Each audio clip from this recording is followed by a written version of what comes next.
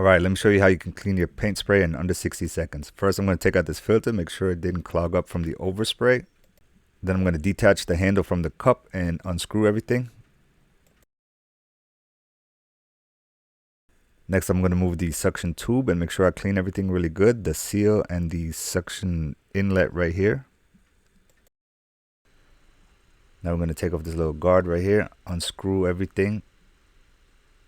Dump it in the water bucket so that we can clean it really good with the brush, especially this nozzle in here.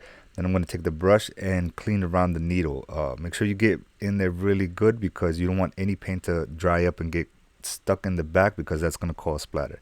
If you ever do get paint stuck in the back, you're going to have to unscrew this right here, and there's a little pin on the side that you're going to have to pull out and detach the trigger, and then the needle will just pop out and you can clean whatever's gunked up in the back. And if you ever have to replace your needle, this is exactly how you would do it. This little tube right here just pops out and you can get in there with your brush or use a Q-tip.